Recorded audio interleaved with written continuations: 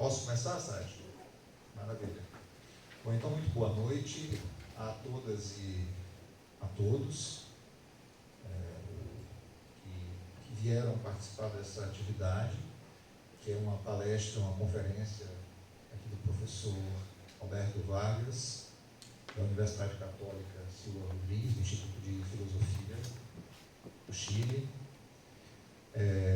Queria já iniciar agradecendo enormemente, né, o trabalho do João Lopes, que na realidade organizou parte das atividades, que é o Laboratório de Geografia Política. Agradecer muito ao Assad, que está fazendo a filmagem e, na realidade, participando no sentido de garantir que isso possa ser transmitido para tantos e tantas quantos queiram participar da atividade. Agradecer, né, a alguns colegas que colaboraram, como no caso do Fernando Molnar, ao Grupo de Estudos do Capital, ao Laboratório de Geografia Política, uma vez mais, e ao Departamento de Geografia. Dizer que a atividade de hoje, em função dos últimos acontecimentos, é incrível como, na realidade, os eventos falam muito das conjunturas e, às vezes, de permanências de longa duração, né? Há muito tempo que se busca, eu diria, esvaziar a Universidade de São Paulo do que é o seu efetivo patrimônio, que são os trabalhadores e os estudantes dessa casa, né? Sejam trabalhadores docentes, sejam trabalhadores técnico-administrativos, e é esse que tem sido feito por sucessivas gestões e administrações dessa universidade. Nesse momento, a universidade, pelo menos a Faculdade de Filosofia, Letras e Ciências Humanas, paralisou suas atividades, outros vários cursos também já têm feito, né? Hoje, uma assembleia da ADUSP, uma assembleia setorial, também optou por uma paralisação, que vai até a próxima terça-feira, né?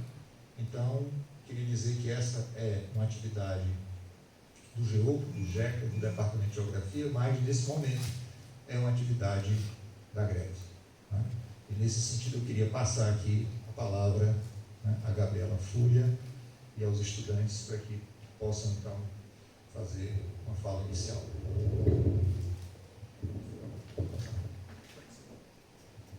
Boa noite, gente. A nossa presença está aqui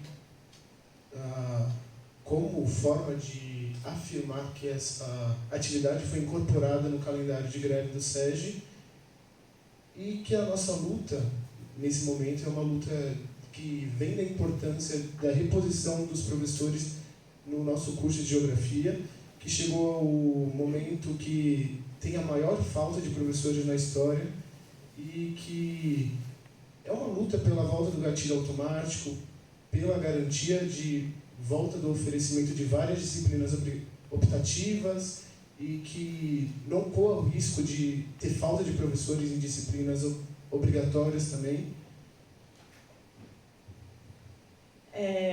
Para complementar o que o João estava falando, a gente entrou em greve aqui na Geografia na segunda-feira, e junto com todos os outros cursos da FEFELESTE, na verdade, que é a Faculdade de Filosofia. E ontem a gente teve uma assembleia geral aqui do campus Butantã, que também deliberou pela greve geral. Então tem vários cursos, aos poucos, fazendo as suas assembleias de curso, aderindo também à greve por essa grande pauta, por contratação de professores em defesa da permanência estudantil.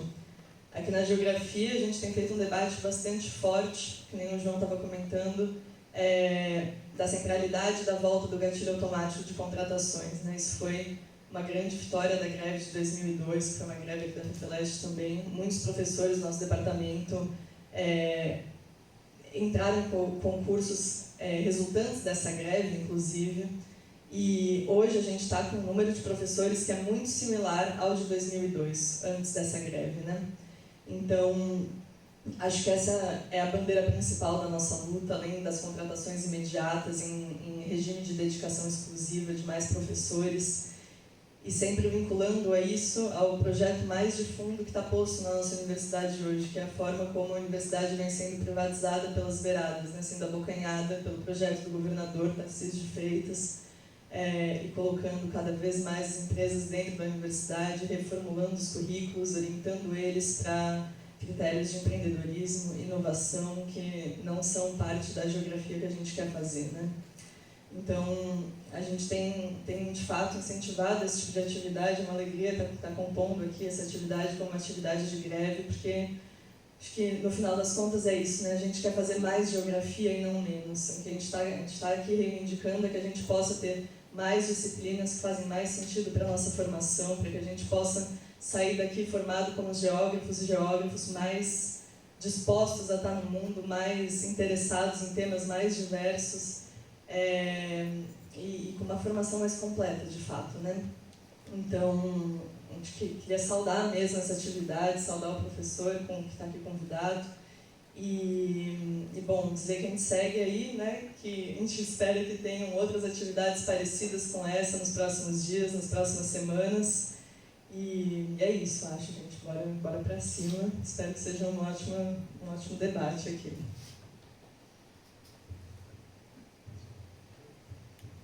Muito obrigado, Gabriela e João, certo? Então eu vou passar aqui a palavra para o professor Roberto Vargas. O título da palestra será Espaço, Tempo e Capital. Só para dizer para vocês que o professor Roberto Vargas vai falar na sua língua materna, certo? E, bom, ele vai falar despacito, para que nós outros lo possamos compreender. E, bueno, é um professor que tem, digamos assim, veio da filosofia, mas tem um diálogo muito grande com a geografia e tem dado imensa contribuição nesse debate com os estudos que tem feito, certo? Não só sobre Marx, mas sobre, digamos assim, uma vasta literatura marxista. Tá bom? Queria também registrar aqui a presença do professor Urbano Nobre Nojosa, da Pontifícia Universidade Católica, que tem nos acompanhado também em boa parte dessas discussões. Professor, por favor, é uma satisfação tê-lo conosco e nesse momento, que é um momento importantíssimo para a nossa faculdade e para a nossa universidade. Bien, voy a hablar muy lento para que me puedan entender. Lo mismo les voy a pedir cuando ustedes intervengan, que puedan hablar lento, porque a veces me cuesta cuando va muy rápido el ritmo. Y quiero agradecer a Manuel Fernández y al Departamento de Geografía por la invitación. También quiero agradecer a los estudiantes que hoy día se encuentran movilizados, que hayan abierto este espacio para poder también dialogar sobre cuestiones epistemológicas que no se alejan mucho de las luchas políticas. El recorte del financiamiento público a las universidades es un problema que estamos arrastrando todos en América Latina. En Chile, por mucho tiempo, la demanda estudiantil fue la demanda que movilizó casi por 10 años al movimiento social. Entonces, conozco muy bien la discusión interna, al menos la chilena, y entiendo ya más o menos un poco lo que está sucediendo también acá, al menos en la USP. Y por tanto, toda mi solidaridad con aquellos que hoy día se encuentran luchando contra los recortes. Yo hoy día voy a hablar sobre el vínculo entre el concepto de espacio, tiempo y capital, y lo voy a hacer principalmente desde la obra tardía de Marx. Estoy pensando, por supuesto, por obra tardía, los Grundrisse, de 1857, y El Capital, evidentemente, que son dos libros que están muy bien articulados, puesto que podríamos decir que los Grundrisse es la primera redacción del Capital, ¿no? Y eso más o menos se puede cotejar cuando uno identifica cómo se desarrolla el argumento en cada uno de los libros. En Chile trabajo con un grupo de colegas articulados en lo que hemos denominado Núcleo de Investigación Espacio Capital, donde entre geógrafos y gente de la filosofía hemos intentado anudar este vínculo entre espacio y capital desde Marx Y en mi caso puedo decir que yo he intentado integrar la dimensión temporal, y por eso prefiero hablar de espacio-temporalidad y no de espacio separado respecto al tiempo, y ya voy a hablar sobre eso precisamente ahora. Creo que lo primero que me gustaría decir es que en general, cuando abordamos los Grundrisse de Marx y también el Capital, habría que decir que lo que está desplegándose es precisamente el concepto de capital. Y ese concepto de capital no se encuentra definido de forma clara y distinta en el libro. Porque, me parece a mí, la intención de Marx, siguiendo una influencia en este caso hegeliana, el concepto se muestra operando. Es decir, el concepto de capital no está única y exclusivamente en el capítulo 4 del Capital, eso es lo que quiero decir, sino que se despliega desde el comienzo hasta el final. De la misma manera en los Grundrisse, en el capítulo del dinero y en el capítulo del capital. Entonces, tratar de cerrar el concepto de capital a una sola definición es profundamente problemático. Y más aún, es problemático si es que queremos comprender la posibilidad de deducir la dimensión espacio-temporal de la modernidad. Me parece a mí que Marx no es un economista. Esa nominación le queda corta, es insuficiente. En muchas partes de lo Grundrisse, Marx está diciendo: se trata de investigar la moderna sociedad burguesa, o la sociedad burguesa a secas. Se trata de comprender el lugar que ocupa el capital en la fundación de la moderna sociedad burguesa. Se trata de hacer una crítica de lo moderno. Y en esa crítica de lo moderno es indispensable para tal comprensión caracterizar, describir, definir qué es esto que podemos llamar capital. Y esto porque, previo a Marx, David Ricardo y Adam Smith en 1776 y Ricardo en 1817, ya habían intentado construir una explicación y justificación de aquello que podríamos llamar sociedad comercial o sociedad civilizada, en el caso de Adam Smith. Sin embargo, y yo creo que esto ustedes lo saben muy bien, y probablemente mejor que yo, Marx no está interesado en hacer una defensa del capitalismo ni de la modernidad, ni tampoco de una mera crítica. Se trata de una presentación crítica de la moderna sociedad burguesa. ¿Esto qué quiere decir? Que no es solo un diagnóstico, se trata de una comprensión de la modernidad en su forma crítica. Es una presentación crítica de lo moderno. Sin embargo, cuando hablamos de lo moderno, se nos tiende a escapar qué quiere decir lo moderno. Y por tanto, precisamos ir a otros registros que nos permitan las herramientas suficientes para poder caracterizar lo moderno. ¿Por qué digo esto?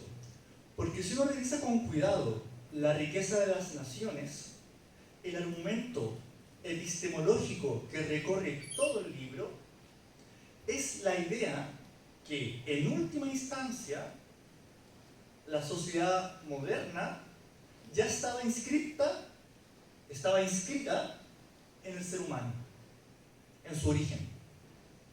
Recordemos que el argumento de Adam Smith, de atrás para adelante, es algo así como: estamos frente a una gran cantidad de bienes, que Marx le va a llamar mercancías, estamos frente a una gran cantidad de bienes porque la división del trabajo permitió que, ya sea a través de una división técnica o social, tengamos a la mano muchos productos. Sin embargo, la división del trabajo tiene como causa la idea de que en el ser humano hay una propensión natural al intercambio. La idea de la propensión natural al intercambio quiere decir que la modernidad se encuentra prefigurada ya, por ejemplo, en el siglo IV a.C. Ya, por ejemplo, en las primeras aldeas, en los primeros encuentros de los seres humanos para su propia reproducción. Evidentemente, el argumento epistemológico más fuerte de Smith es ese. Y probablemente el ejercicio marxiano más relevante es de construir aquel argumento. Y por supuesto, este ejercicio no es solo de Marx. Hay autores importantes que no son necesariamente marxistas, como Polanyi, que intentaron precisamente romper con aquel argumento naturalista de la condición humana. Incluso gente que no es necesariamente de izquierdas, como la historia conceptual, Dusso, Brunner, han intentado también problematizar aquella idea de la prefiguración de lo moderno en el mundo antiguo. Bien, ¿por qué sostengo esto? Porque precisamente es Aristóteles en la política uno de los primeros en comprender aquella relación que por su característica tiene su funcionamiento en sus propias condiciones. Es decir, que no precisa de nada externo para operar. Esto puede sonar muy extraño y muy ambiguo, pero ya lo voy a explicar. Aristóteles, en la política, en el libro 1, trabaja, entre otras cosas, la justificación del esclavismo, ya lo sabemos, trabaja, entre otras cosas, la definición de la polis, pero también trabaja, entre otras cosas, un problema fundamental, a saber, la diferencia entre vida y vida buena, Zen y Out-Zen, que vida, podríamos decir, que es vida vegetativa, vida reproductiva, satisfacer las necesidades, y vida buena, podríamos decir que es vida contemplativa. ¿No? La vida reproductiva debe estar subsumida a la vida buena. No puede ser que la vida buena esté subsumida a la vida. Y Aristóteles nos muestra que, entre otras cosas, para poder conseguir los bienes, habría que distinguir entre una adquisición de bienes que es natural y una que es antinatural. Precisamente, la adquisición de bienes antinatural le llama crematística capelliqué. Está intentando decirnos que los bienes, cuando se consiguen, no se consiguen para el uso, sino que se consiguen para la comercialización. Y esa comercialización se da en un lugar específico y concreto, el ágora, que siendo el lugar de encuentro, también es el lugar para el comercio. Pero no es un intercambio generalizado, es un lugar concreto, definido y sensible incluso. Pero he aquí lo relevante, ese lugar no subsume la vida política griega, porque la función de lo sagrado, la función de lo privado, el encuentro en la feria, no está subsumido a lo que podríamos llamar una forma económica del mercado del comercio. Todo está subsumido a la política. Es decir, podríamos decir, en lenguaje moderno, que la vida social, incluso la dimensión económica de la vida social, se encuentra empotrada en la política. Para un griego sería imposible, inverosímil, hablar de economía por sí mismo. Por eso que Aristóteles, en el libro 1 de la política, está tentado, obligado a discutir con Jenofonte, que siglos atrás había escrito El Económico, donde intentaba justificar cuál podría ser, entre otras cosas, la forma de adquirir bienes, pero también el sentido de la adquisición de los bienes. Y empieza a pensar en cómo se hace más virtuoso un ejército, cómo se hace más virtuoso el trabajo agrícola y cómo se hace más virtuoso el trabajo doméstico, con la intención de justificar de alguna manera aquello que ya Aristóteles está criticando, la idea del comercio. Uno podría decir que ya la discusión Marx-Smith, lo digo un poco forzado, ¿no?, ya se encuentra a su manera en la discusión Jenofonte-Aristóteles. Sin embargo, hay que distinguir, porque lo que hace Marx es caracterizar, como dije al comienzo, la moderna sociedad burguesa. Y si uno revisa con mucho cuidado los Grundrisse, el segundo párrafo de los Grundrisse pareciera ser que está siguiendo todo el hilo conductor de la política. Esa es mi impresión cuando cotejamos estructuralmente el argumento de la política, libro 1, con el segundo párrafo de los Grundrisse. ¿Por qué hago todo este preámbulo? Porque lo que Marx va a pensar como concepto de capital tiene elementos germinales ya en la política de Aristóteles, cuando el autor piensa la grematística capellique, la adquisición de bienes ya no para el uso, sino para el intercambio. Pero hay un punto que llama mucho la atención y que Aristóteles se da cuenta, ¿no? Y es que esta forma de adquisición de bienes funciona sin medida, funciona sin límites, o su medida es su propio fin. Es decir, se da cuenta que hay un movimiento en la actividad que es inmanente, que podría, en mis palabras, dislocar la función de la política, podría trastocar la dimensión de la política.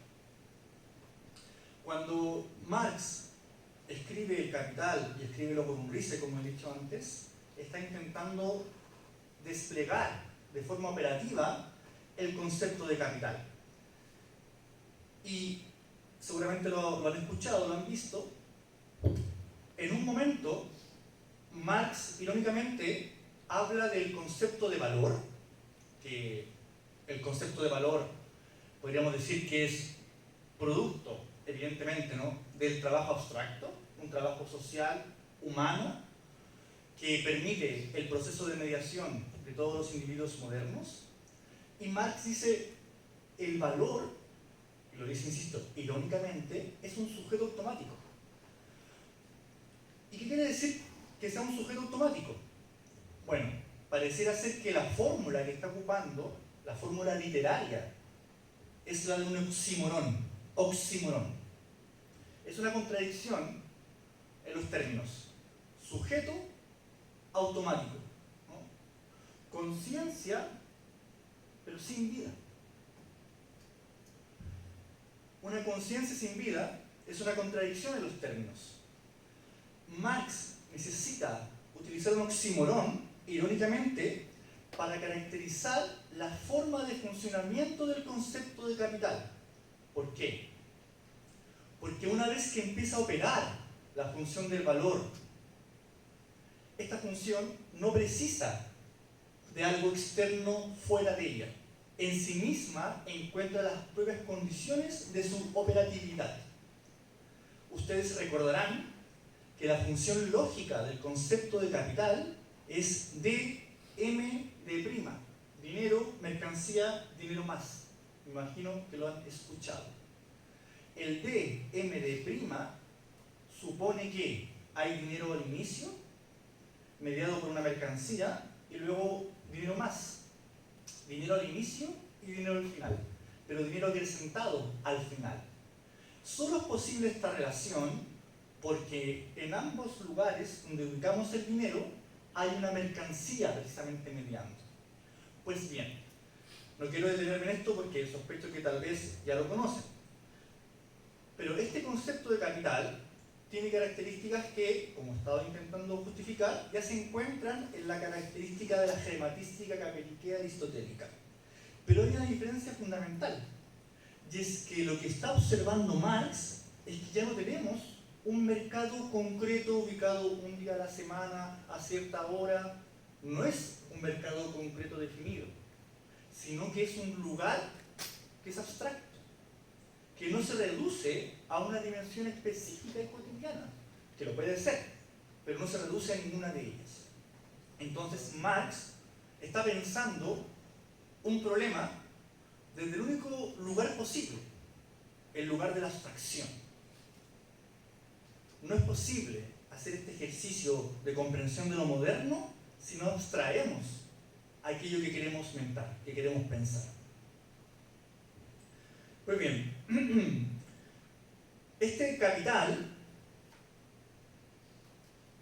funciona, podríamos decirlo así, opera a partir del concepto de dominación. El concepto de dominación podríamos decir que tiene tres características en la obra de Marx. El Lo Grundrisse, sobre todo, capítulo del dinero, y una parte del capítulo del capital. Podríamos decir que es abstracta, que es impersonal y que es estructural. Marx dice Lo Grundrisse: mientras antes las formas de dominación premodernas eran personales, la forma de dominación moderna es abstracta. Es algo así como un gobierno de las abstracciones. ¿Qué quiere decir esto? Pues bien, que el valor, que como sabemos es coagulación de vida social y que es la fuente y la base nutriente del concepto de capital, no puede ser reducido a una forma concreta de adquisición de bienes o de acumulación de dinero. Su forma operativa es a partir de una, vale la redundancia, de una forma de funcionamiento, cuyo contenido varía, pero cuya forma social es la que contiene, ¿no?, la operatividad del capital. Entonces, es abstracta porque no tiene ojos, no tiene vista, no tiene olfato, no es un rostro figurable. He ahí la segunda característica, la dominación impersonal. Es decir, los sujetos en la vida moderna, para poder funcionar como tales y poder tener un nexo social con otro sujeto, no pueden ser Pedro, Juan o Diego. Deben personificar categorías, donde el rostro desaparece y lo que aparece es la forma. Entonces, yo puedo ser el señor Mercancías o el señor Dineros. Más simple. La persona que vende el agua, para mí, es la persona botellas de agua, y yo soy la persona dinero. Y esa impersonalización se precisa para precisamente el nexus rerum, ¿no?, para la síntesis social, para el vínculo social. Si no hay personificación, no es posible la configuración del capital. Tercera característica, y voy muy rápido: dominación estructural. La dominación estructural quiere decir que, independiente de la conciencia de cualquier individuo, la ley funciona. En ese sentido, vale decir que la ley que ordena la vida moderna funciona de espaldas al individuo moderno. Ni el Estado, ni la política pública, ni el mercado en sí mismo puede contrarrestar. No hay nadie que haya puesto con su voz la ley. Mas la ley es, en su operatividad, la forma de funcionamiento que opera como necesidad social para cualquier individuo que precise de una mercancía. Entonces, dominación abstracta, estructural e impersonal. A mí me parece que no se puede entender este concepto de capital si no abordamos otra categoría, una categoría que está explícita en el libro, en los Grundrisse, que es la categoría de realización. La categoría de realización, que me importa muchísimo para mi trabajo y para lo que voy a abordar sobre espacio y tiempo, creo que puede darnos herramientas suficientemente robustas para la comprensión de esta forma de dominación del capital y el lugar del espacio-tiempo. En Marx, la realización, en castellano, me imagino que también en portugués, es realización. No lo he revisado en portugués, pero en castellano solo tenemos una palabra para realización, ¿no? En cambio, en alemán, Marx está ocupando indistintamente, o bueno, distintamente, pero para cada caso en especial, Realisierung y Verwirklichung. Ocupa una palabra latina y una palabra alemana, propiamente tal, para hablar de realización. Hay que recordar que cuando Marx escribe los Grundrisse en el 57, vuelve a leer la ciencia de la lógica. Y hay que recordar que la realización como problema es fundamental en el libro La ciencia de la lógica de Hegel. Estamos acostumbrados por una interpretación heideggeriana a pensar que los conceptos alemanes son conceptuales y los conceptos latinos son empíricos. Sin embargo, en Hegel eso se invierte y también en Marx. No voy a entrar en lo de Hegel, para no perder tiempo en eso. Pero podríamos decir que la ley del valor que Marx está descubriendo en los Grundrisse precisamente, es una ley del valor que opera como Realisierung. La Realisierung sería la forma abstracta de realización del concepto de valor, o el concepto de capital, o el concepto de mercancía, el concepto de trabajo, etc. Y la Verwirklichung sería la forma concreta en cómo se realiza cada uno de esos conceptos con sus respectivas categorías. Me explico. El concepto de capital, entonces, como Realisierung, precisa una forma de abstracción porque no está liberado el concepto, porque para su funcionamiento, si no se realiza, no opera. Entonces precisa formas de realización. Y la forma de realización es como una Verwirklichung, es decir, capital precisa de dinero, precisa de mercancía, precisa de trabajo, precisa realizarse en cada uno de sus momentos operativos. Si no existen estas categorías de realización, no se realiza. Es decir, quiero ser más claro, no es el dios de Parménides, ¿no? Es mucho más Heráclito que Parménides lo que está operando en esta función. Si no hay una operatividad, el concepto no funciona. Pero lo interesante es que esta universalidad del concepto opera para el dinero, opera para la mercancía, opera para el capital, etc. Es decir, todas las categorías que se desenvuelven en el libro también pueden funcionar como Realisierung, que precisan de Verwirklichung, ¿no?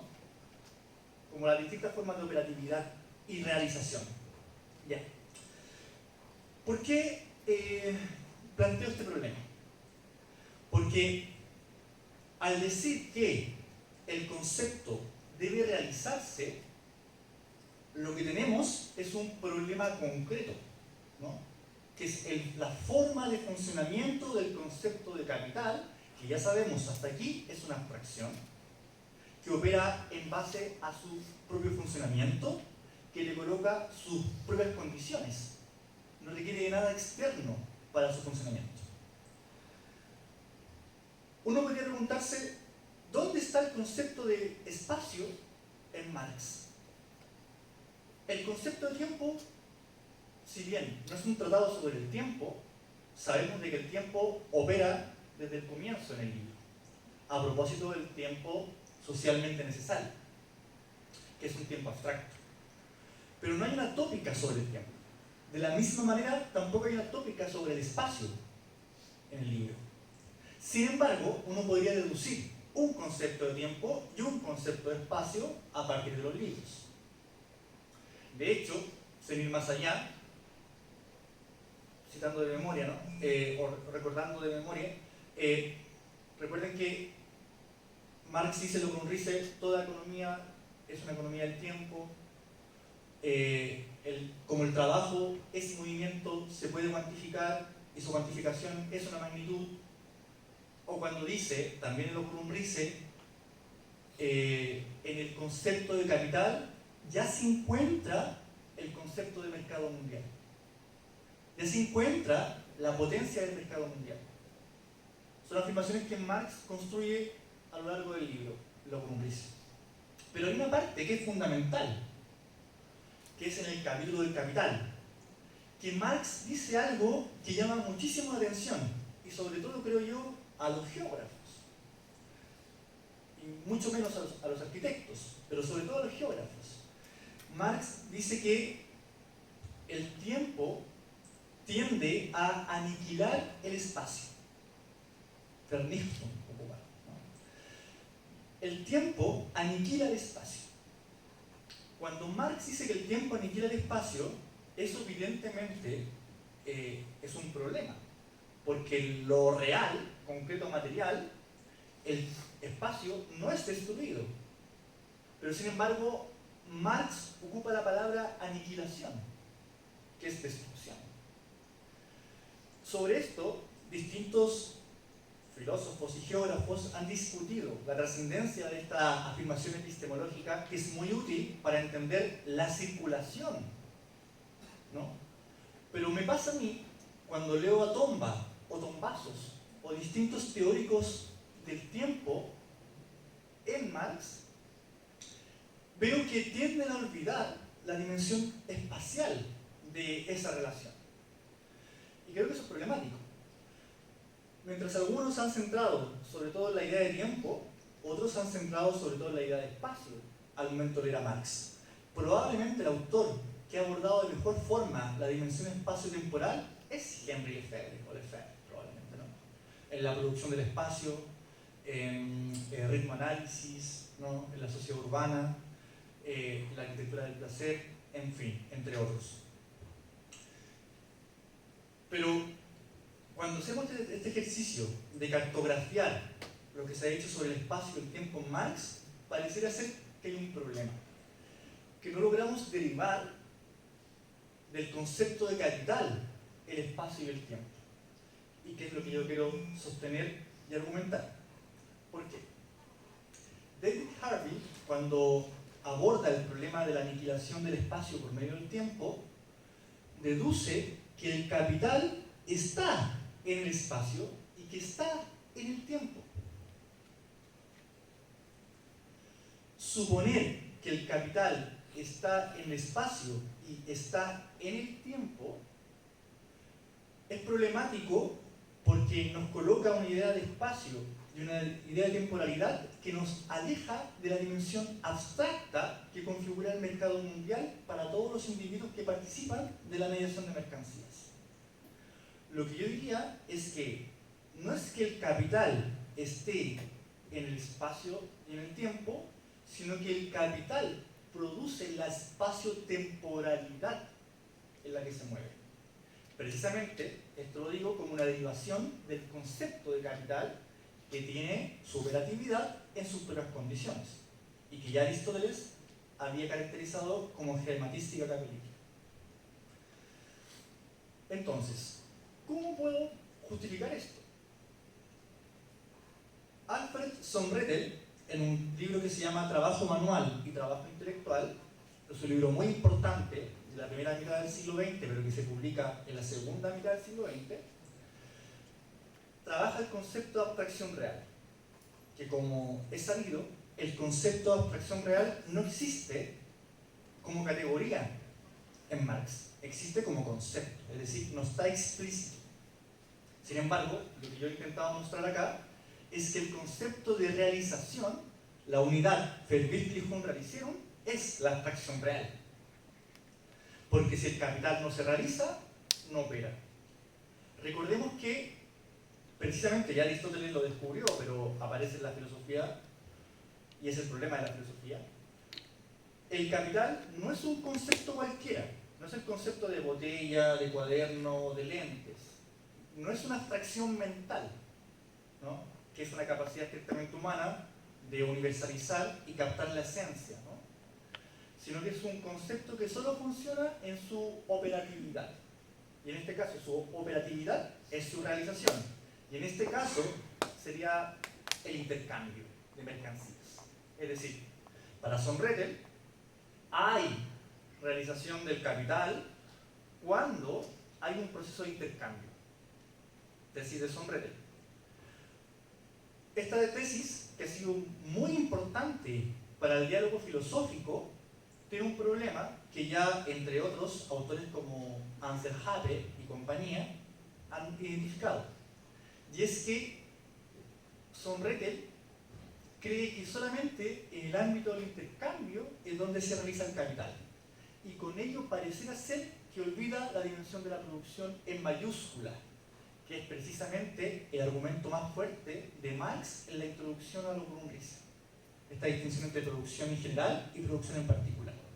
Entonces hay algo de olvido en eso.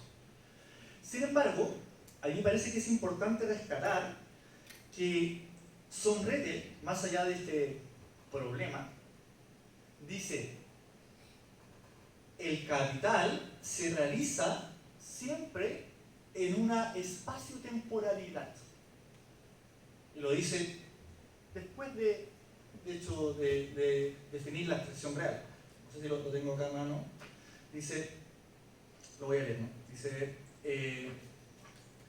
el concepto económico de valor es una abstracción real, solo existe en el pensamiento humano, pero no surge de él. Su naturaleza es más bien social y su origen debe buscarse en la esfera espacio-temporal de las interrelaciones humanas. No son los sujetos quienes producen estas abstracciones, sino sus acciones. No lo saben, pero lo hacen. Cita a Marx en el capítulo 1. ¿Por qué es importante este ejercicio? Porque lo que subraya Sonretel es precisamente el argumento que yo creo central contra Adam Smith, que Marx construye en el capítulo 1 del Capital. Y es que si el capital se realiza, no es por la conciencia de los individuos, sino es por su acción. Es porque precisan que se realice el proceso de intercambio para conseguir aquello que no producen. Si yo soy profesor, no produzco agua, no produzco mesas, y preciso de agua y preciso de mesas. En la acción misma es necesario un vínculo social, el nexus rerum, que me permita poder hacer esta mediación para conseguir aquello que no produzco. Entonces, el concepto de abstracción real tiene una dimensión espacial y tiene una dimensión temporal, más es una distinción que no puede ser comprendida solo o únicamente como concreta, sin considerar su dimensión abstracta. Ahora voy al punto. Cuando yo decía que Marx sostiene que el tiempo aniquila el espacio, no está diciendo que se anule el espacio. Lo que está diciendo es que se precisa la producción de un nuevo espacio. Se requiere, por decirlo así, la transformación del espacio. Y por tanto, aquello que podríamos denominar un espacio absoluto sigue manteniéndose, evidentemente, como condición básica de habitabilidad del ser humano. Pero esa dimensión absoluta se vuelve abstracta para que el mercado mundial pueda operar y desarrollar los múltiples intercambios que se puedan dar en distintos espacios temporalidades. ¿Por qué yo intento justificar la idea de que el capital produce el espacio-tiempo? Porque lógicamente es la única manera de comprender que la espacio-temporalidad del capital no es absoluta, sino que es la pura realización del capital. Entonces, cuando entramos en lógicas de intercambio, entramos en lógicas de capital. Pero la vida cotidiana no está completamente o absolutamente mediada por la dimensión espacial y temporal abstracta del capital. Ese es el ejercicio, creo yo, que a Lefebvre le importa realizar en, sobre todo, la producción del espacio, en ritmo análisis y en hacia una arquitectura del placer. Mostrar que los ritmos de los individuos son ritmos que en su espontaneidad no están siempre en la mediación del espacio-tiempo abstracto, más sí en su generalización. Hay que recordar que siempre olvido el nombre y el apellido como va uno primero, pero Marshall Berman, o Berman Marshall, no me acuerdo. Todo lo sólido se desvanece en el aire, se disuelve en el aire. Dice algo que me parece muy interesante, ¿no? Para definir la modernidad. La modernidad, o lo moderno, es una espacio-temporalidad que nos vuelve comunes a individuos del siglo XX y del siglo XVIII. Es decir, hay algo en común que tenemos, gente del... Sí, el antecedente puede estar en el siglo XVI, siglo XVII, pero hay algo en común de los individuos que nos caracteriza como modernos, y es que habitamos una espacio-temporalidad abstracta común, que nos homogeniza y que nos fragmenta. Pues bien, en esa homogenización y en esa fragmentación es donde podemos ubicar la experiencia espacio-temporal de esa lógica del capital hegemonizada o generalizada. Hay otro concepto que se sigue del concepto de abstracción real, que es el concepto de cosa abstracta. Cosa abstracta es un concepto que no está en Marx, pero que sí está en Sonretel, precisamente en este libro, está también en Lefebvre y está en Robert Kurz. El texto de Kurz es El fin de la política. ¿Por qué me importa el concepto de cosa abstracta? Porque el concepto de cosa abstracta supone una dislocación para el individuo moderno. Es decir, la entrada al mundo de las cosas no está dada de manera inmediata por su dimensión de utilidad, sino que está dada de manera inmediata por su forma mercancía. Al ser la forma mercancía la forma inmediata de los objetos, el vínculo que tenemos con el mundo es un vínculo abstracto. Pues bien, lo que dice Adorno, y con esto ya quiero ir cerrando, y que voy a dar un giro a lo que estoy diciendo. Lo que dice Adorno, Theodor Adorno, en su libro sobre la personalidad autoritaria, es que cada vez más que la lógica de abstracción mercantil entre en la dinámica de lo social, cada vez estamos más cerca de la generalización del fascismo. Tesis fuerte de Adorno, y muy importante creo, porque si hay algo que nos podría permitir caracterizar los últimos 50 años, independiente del país en el cual nos encontremos, es que el patrón de acumulación del capital se transformó. Y podríamos llamarle capitalismo tardío, algunos tal vez postmodernidad, neoliberalismo, en fin, como queramos llamarle.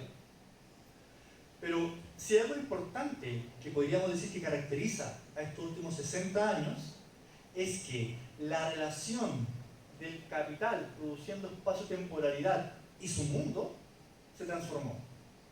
Es decir, la dimensión abstracta del espacio y del tiempo que hemos dicho que es homogénea y fragmenta, en los últimos 60 años se transformó.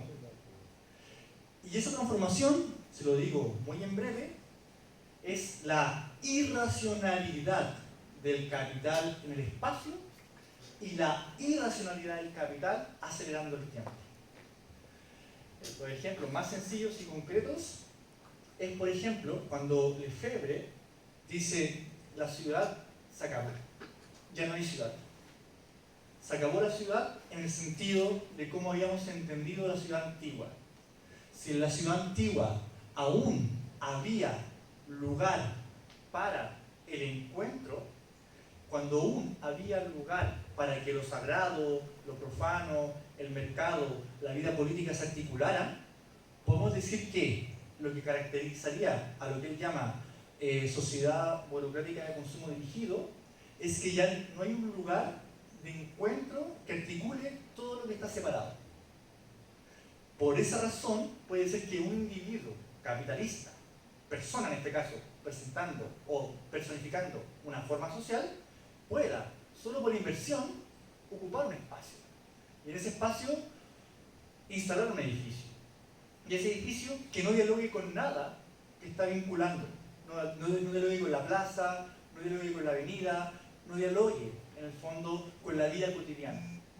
Lefebvre descubre, yo creo que es un gran descubrimiento, que lo que caracterizaría el neoliberalismo desde una dimensión espacio-temporal es que el capital, como concepto, hasta el 60 todavía estaba más o menos bloqueado. Pero del 60 y 70 en adelante es pura irracionalidad en la dimensión espacio-temporal. ¿Por qué debe ser objeto de preocupación? Precisamente por lo que decía Adorno. Mientras más cerca estemos de una relación abstracta con el mundo social, más cerca estamos del fascismo. Y el fascismo habría que entenderlo en un sentido muy abstracto, evidentemente, para no confundirnos con el fascismo del siglo XX. Se trataría de un lugar donde el vínculo con los demás es una suerte de vuelta a lo primitivo. Es como una suerte de vuelta hacia lo barbárico. Es algo así como una suerte de goce en la muerte. Es decir, anular lo singular, anular lo identitario y construir lógica de formalización de lo cotidiano solo en base a lo mercantil. Me parece a mí que hemos llegado a eso precisamente a partir de esa inmanencia espacio-temporal que produce el capital. Para que podamos dialogar, dejo hasta acá y podemos compartir impresiones.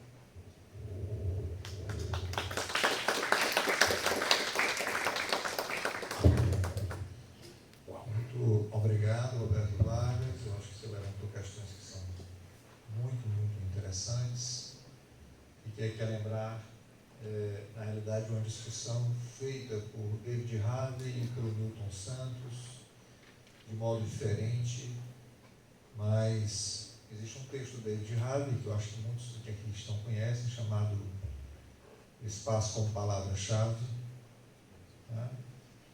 Que é um texto, eu diria, que já se tornou, digamos assim, lido por muitos daqueles que aqui estão, daqueles e daquelas, que ele fala que o espaço é ao mesmo tempo absoluto, relativo e relacional, né? E o professor Milton Santos já havia tratado disso numa outra forma, em que ele disse que o espaço é ao mesmo tempo fato, fator e instância do social, no sentido de fazer um pouco uma alusão próxima dessa discussão. Bom, eu queria então abrir aqui para quem porventura queira fazer algumas questões, considerações, perguntas, né? Acho que as contribuições são bastante relevantes. Então, está aberta a temporada de perguntas para quem nos queira fazer. Um de cada vez, que é para não dar confusão. Fernando Molnar.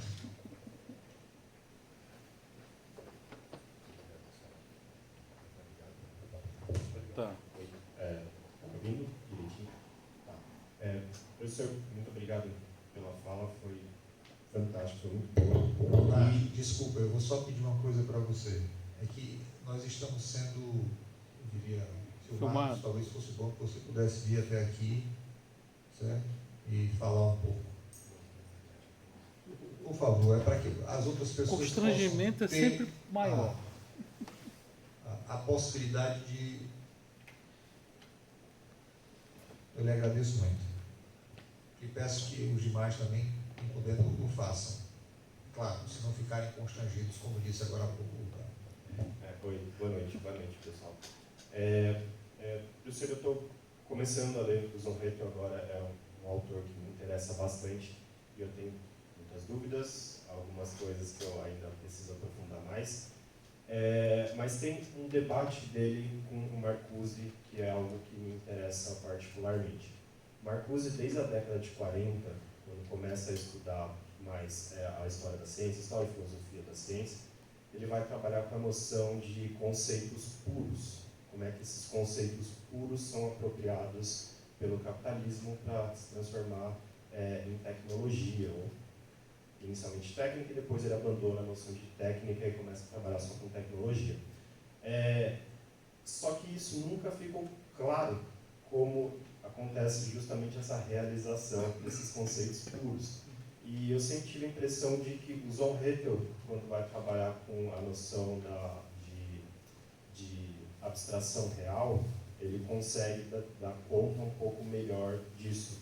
Aí, se você puder aprofundar um pouco mais, por favor. Obrigado. Mais alguém, por enquanto? Não? Eu quero.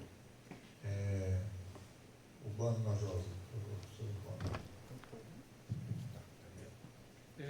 Eu estava vendo, a partir da crise de 2008, teve uma certa literatura sobre o processo de crise, e no Capital o Marx coloca duas condições para isso. Uma condição é o tempo, o acelerar o tempo, ou seja, eu tenho um ciclo de produção em 24 horas, depois eu tenho um ciclo de 12 horas, de 6 horas, de meia hora, de 10 segundos, ou seja, na realidade, quanto mais eu complexifico o tempo, no sentido de fazer um ciclo de realização do capital, um dos elementos de composição para a crise, né?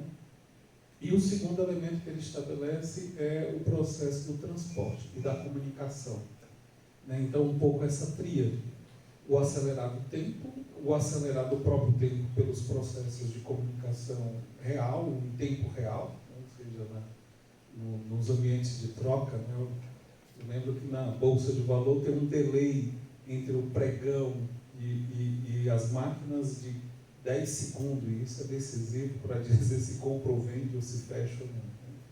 E o processo do transporte, que aí eu preciso fazer a conexão da realização do capital entre produção, consumo e reprodução, né? Então, ele diz, esse acelerar dessas três variáveis entraria como um processo de crise. Eu queria que você percebesse um pouco quais são os elementos de contradição. Então, eu vou passar para o professor Roberto Vargas responder. Vou pedir licença para sair um minutinho. Eu já retorno. Bien. Bueno, sobre el concepto de la abstracción real en Zon Hettel, sí, o sea, lo que yo diría es que el ejercicio de Zon Hettel no es solo, en el fondo, discutir con, en este caso, la riqueza de las naciones, recuperando la crítica de Marx a Adam Smith, sino también cuestionar la manera en cómo la filosofía, ¿no?, y el pensamiento se ha separado, ¿no?, respecto del trabajo manual, la diferencia entre trabajo intelectual y trabajo manual. Pero en el caso de lo que tú preguntas en específico, respecto a esto de eventuales conceptos puros, me parece a mí que precisamente Zon Hettel, Marx y Hegel, y podríamos agregar Heráclito, ¿no?, Spinoza tal vez, ¿no?, están pensando precisamente lo contrario a una abstracción pura, que es lo que tú cuestionas también en Marcuse. Y por eso creo que es tan importante la diferencia entre Realisierung y Verwirklichung, ¿no? Creo que en esa distinción está el punto, porque no hay algo así como una libertad absuelta en el concepto hegeliano. No hay algo por fuera. No, en Hegel no hay nada por fuera del propio concepto, podríamos decir, interpretando a Marx, y por tanto su propia realización depende de sí mismo, Pero si fuera solamente, ponte tú, realicierum, sería una suerte como de abstracción pura. Si fuera pura realicierum, sería un concepto liberado. Y por tanto no podría decir, no hay nada que le contrasta al capital, no hay nada que se lo ponga al capital. Si es que fuese solamente pura realicierum. Y por eso creo yo que Marx utiliza Verwirklichung como una unidad con realicierum para mostrar que no es una abstracción pura. Si fuese puramente puro, vale la redundancia, el capital ya habría conquistado todo aquello que llamamos, ¿no?, vida. Yo creo que el argumento de Marx es que el capital conquistó la vida moderna, o aquello que llamamos moderno, que es esta espacio-temporalidad que se experimenta como puramente presente.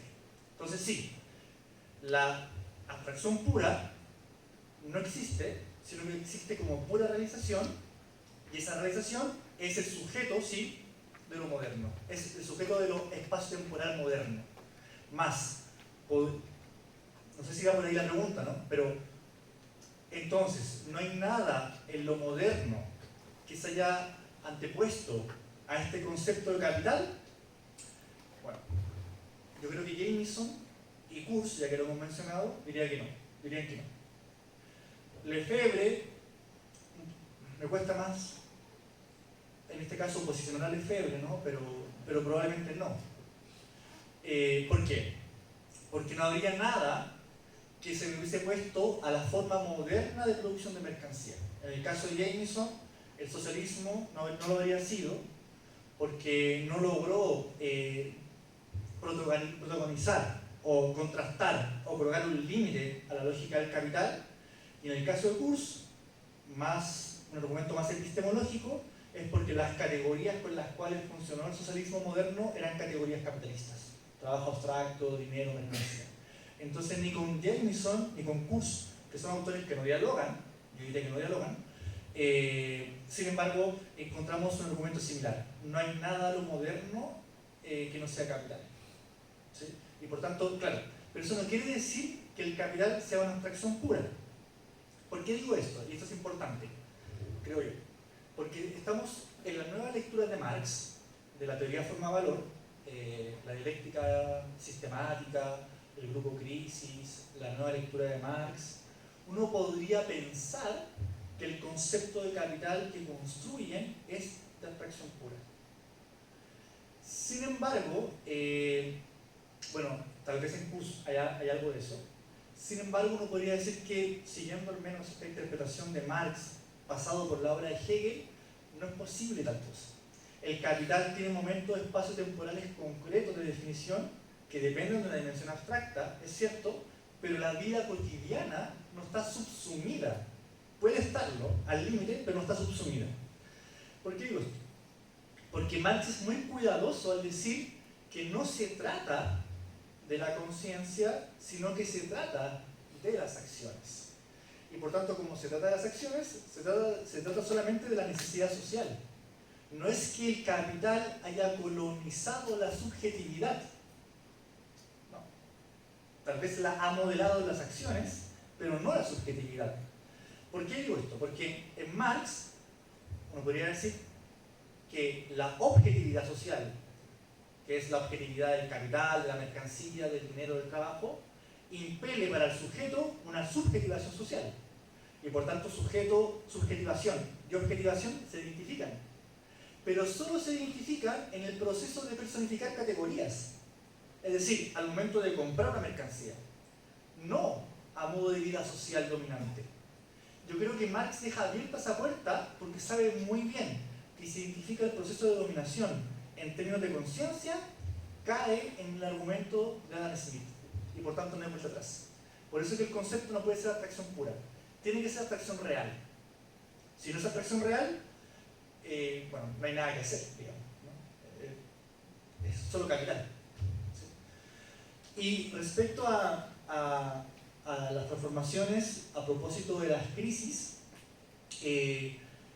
me parece a mí que es interesante el ejercicio que construye Jameson. Tal vez te voy a responder, pero desde la interpretación de Jamieson de la forma económica, que me parece interesante para este ejercicio. Jamieson, en un texto de los 80, plantea la idea del mapeo cognitivo, que es una idea muy interesante a propósito de un diagnóstico común con Lefebvre. ¿Cuál es el diagnóstico común?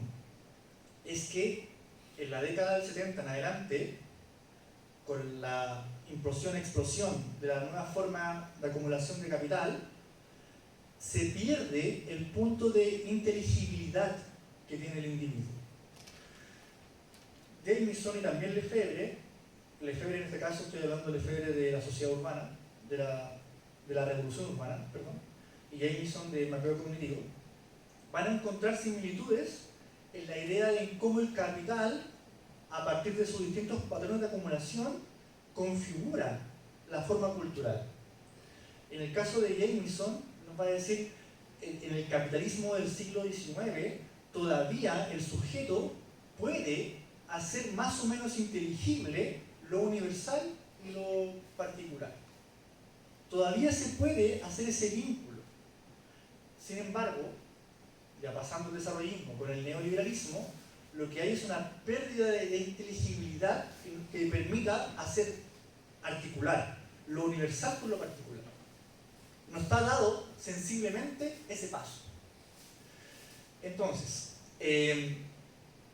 cuando uno piensa en el quehacer de Lenin, está pensando en un partido que entrega conciencia de clase desde afuera de la conciencia y por tanto le entrega lo universal. Con Jamieson estaríamos, y con Lefebvre, en una situación tal que no hay algo así como una posibilidad a priori de un punto de inteligibilidad. No hay una posibilidad de articular lo particular con lo universal porque está quebrado ese vínculo, no se puede ver.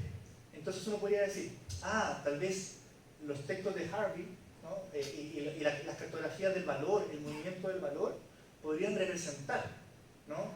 el movimiento universal del capital. Pero lo que cuestionaría en este caso Jamieson y compañía, diría yo, es que la representación cartográfica del capital no necesariamente hace sensible el vínculo del capital con la vida moderna acelerada del neoliberalismo. No es suficiente. Entonces la pregunta que queda abierta, que creo yo que es la que se hace Jamieson y Alberto Toscano en un libro que se llama Cartografía de lo Absoluto, es ¿qué puede hacer sensible ese vínculo entre lo universal y lo particular, que es lo que genera la última crisis del capitalismo? Y la conclusión que es un punto de entrada en vez de un cierre, es que habría que repensar la política. Si ya no es la política aquello que permite hacer el vínculo entre lo universal y lo particular, ¿qué es? O dicho de otra forma, ¿cómo se hace sensible el capital, asumiendo que es una abstracción, pero que se realiza, si ya no es la política el lugar de las transformaciones? Por eso que Jamieson termina el texto diciendo, si una política de izquierdas no coloca al capital en el centro, está condenado a la socialdemocracia. ¿Sí? Entonces, la pregunta que yo me hago es, ¿dónde está el punto de inteligibilidad hoy día? ¿No? Si el espacio-temporalidad hegemónica es la espacio-temporalidad de la abstracción del capital. La solución que encuentra, por ejemplo, Lefebvre, es en lo residual. La antropología, más Bouillet, por ejemplo, en la conformación de lugares, ¿no? Frente al no lugar. ¿No sé? Hay distintas fórmulas de tratar de captar en lo cotidiano. Sin embargo, creo yo que el problema de eso puede ser que creer que en lo residual, cuando opera la pura necesidad, está la alternativa, ¿no? Pensar que una feria libre, que uno va por pura necesidad, puede ser realmente la alternativa a un modelo de producción de mercancía en masa, ¿no? Creo que sería de una ingenuidad enorme eso.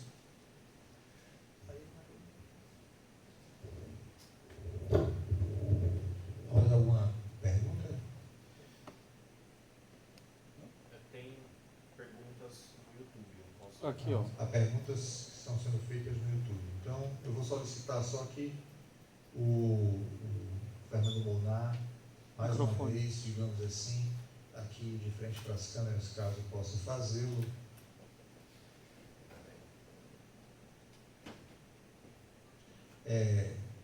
Bom, depois dessa rodada de perguntas, então a gente encerraria essa atividade, certo? Já agradecendo aqui o professor Roberto Vargas. São duas perguntas. A primeira é do Juan Anderson Ruiz Pena. Podemos dizer que o espaço virou uma estrutura social, ou melhor, um complexo social, qual teria uma forma abstrata e essas formas distintas, formas de manifestação empírica, essas formas são distintas manifestações empíricas. A segunda pergunta é de um perfil chamado Sociologia Dialética. Como se entende a abstração pura como pura realização, no sentido de conceito subsumido do formal e o real?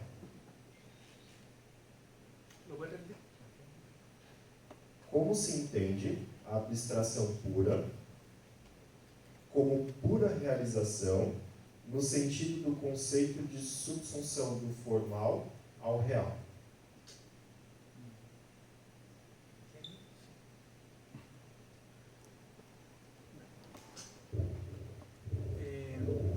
Bueno, yo evité hacer toda la explicación detallada del capital en torno al funcionamiento del trabajo, dinero, la mercancía y el capital. Y tal vez ahora puedo decir algo sobre eso para que esto se entienda mucho mejor, ¿no? Pero lo empírico como momento de realización del proceso del capital es de necesidad de la forma abstracta. Eso es lo que yo estoy intentando decir. Lo que quiero decir es que la abstracción del capital solo puede operar si hay distintas y desplegadas maneras concretas de realización. La forma de realización es, por ejemplo, el intercambio de la mercancía, no hay duda, pero el contenido del intercambio es lo que varía.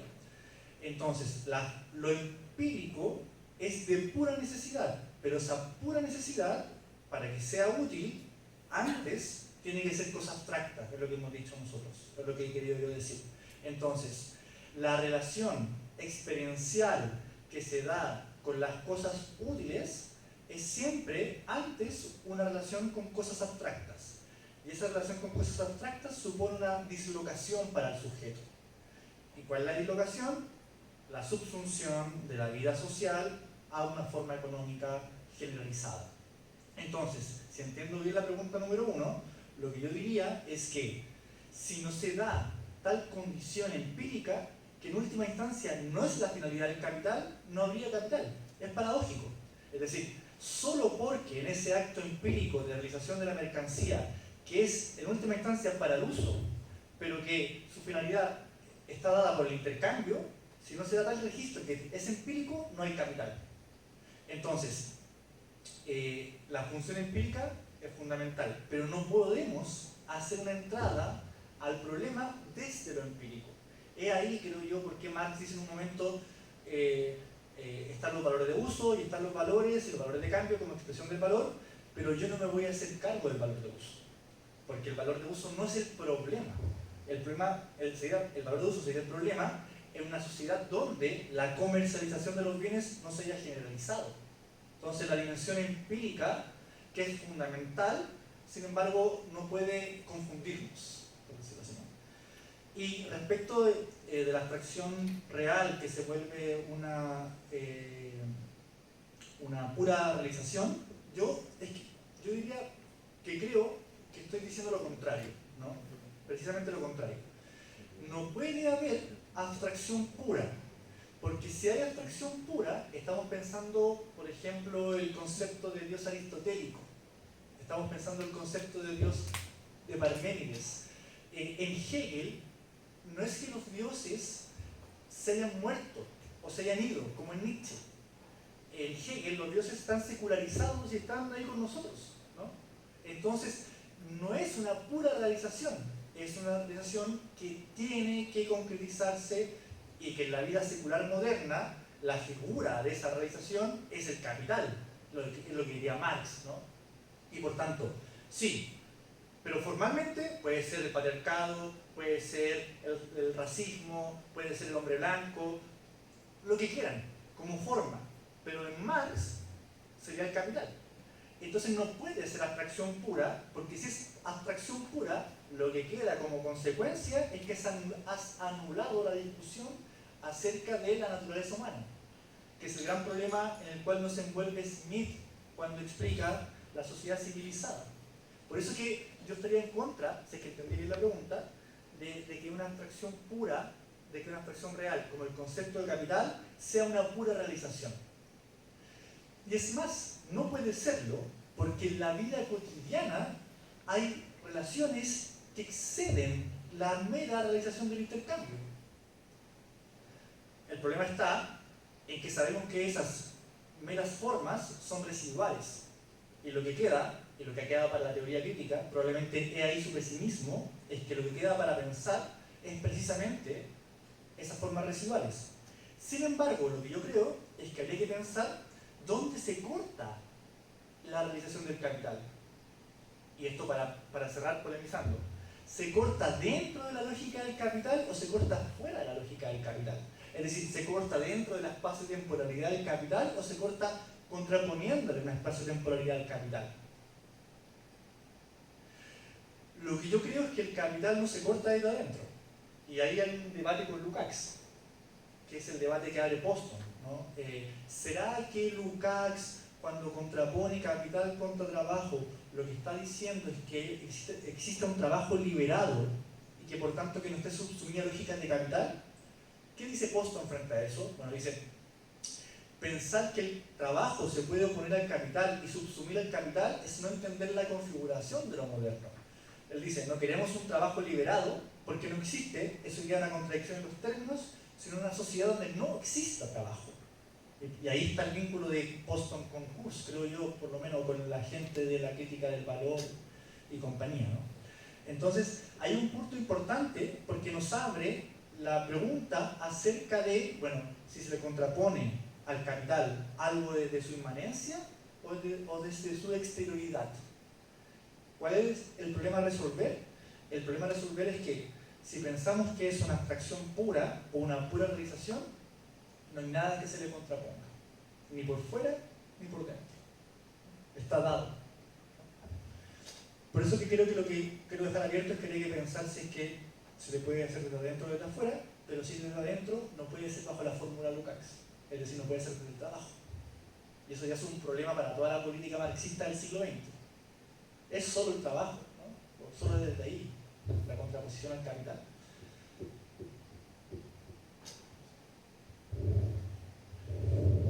Muito bem, então queria muito agradecer a presença daqueles e daquelas que ficaram até agora, aqui presentemente, ou que na realidade estão nos assistindo via YouTube. Mais uma vez agradecer ao Assage, agradecer ao Romboli, agradecer ao Fernando Monal, professor Pantojosa, e ao Grupo de Estudos do Capital, Laboratório de Geografia Política da Universidade de São Paulo, que organizaram esse evento, né?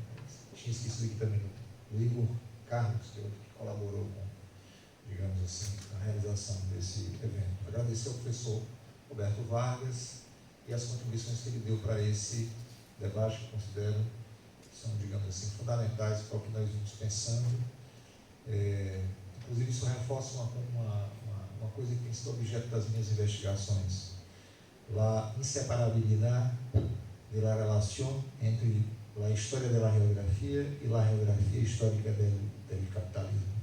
Os processos de modernização permanente do capital em seu processo de universalização.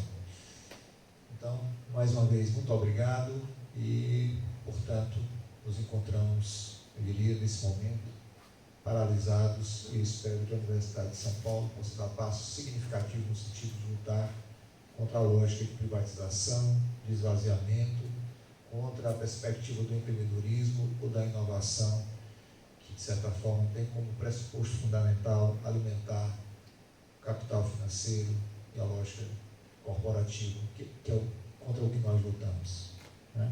Então, mais uma vez, lembrar que a Faculdade de Filosofia, nesse momento, se encontra com a paralisação dos estudantes, com a paralisação dos docentes, retirada hoje até a próxima terça-feira, e também com o movimento que está sendo feito pelos trabalhadores técnicos e administrativos, que vão parar a partir de amanhã. É isso. Mais uma vez, boa noite, muito obrigado.